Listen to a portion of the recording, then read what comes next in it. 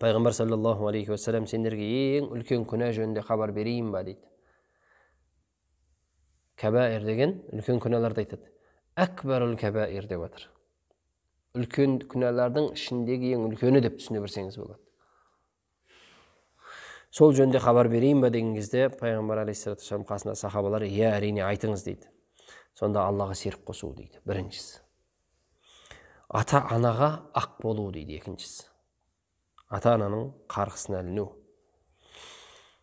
Жамбастап отырып айтып отыр еді осыны, сүйеніп отырып пайғамбарымыз дереу сүйеніп отырған халінен тұрып былай тігі отыра қалып, үшінші айтқаны жалған куәлік беру деді.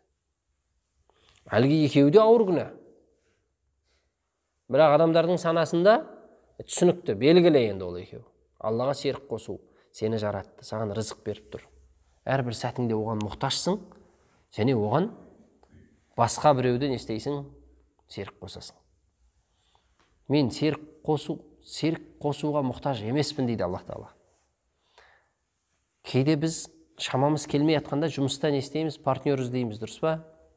Өзімізге серік іздейміз. Шамам келмей жатыр, күшім жетпей жатыр. Оның күші жетпей жатса, тағы біреуді шақырамыз. Көмектесші бер деп. Енді сен Аллаға не үшін серік қосасың? Алланың күші келмей жатыр дейсің ба? Жоқ, шипа беруге әлсіз ба? Рызық бермей ма Алла? Күші келмей ма?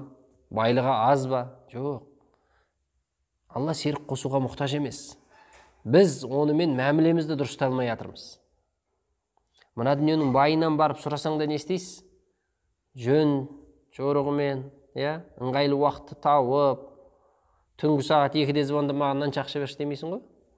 Қой кеш болып қалды, ертеңсін, көңіл күйін қарап, жағатын әдемі сөздер сөйлеп барып тұрып, қажетіңді айтасың. Аллаға мәмілемізді реттесек, рызқымызды да, шифаны да бәрін береді. Біз сол қатты қысылған кезде, қиналған кезде Алладан өзгеге жүгіріп кетіп қаламыз. Алладан өзгеден сұрай бастаймыз. Ата-ана, Аллах Тағала оның елшісінен кейінгі ең жоғарғы деңгейде тұратын ата-ана. Оған ақ болу деген не деген сөз? Оның қарғысына іліну деген не деген сөз? Яғни, дүниеде риза қыла алмадың оны. Риза болмағаннан кейін саған қарғысын айтады, кері батасын береді. Негізінде өте кем кездеседі ата-ананың перзентін қарғауы.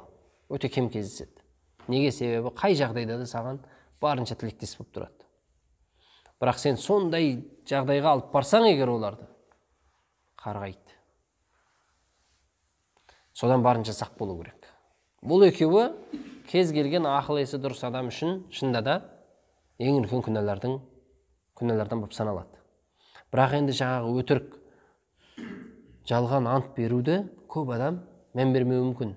Пайғамбар алейхиссалату вассалам орнынан тұрып, тіктеп отырып, ерекше ескертіп айтып жатыр. Үлкен күнәлар деп. Негізі бұл үшеуімен шектелмейді үлкен күнәлар.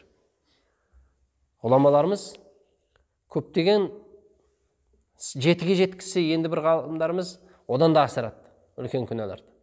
Бірақ пайғамбар алейхиссалату вассалам әлгі екеуінен кейінгі қойып атқаны бекер емес. Жалған куәлік беру.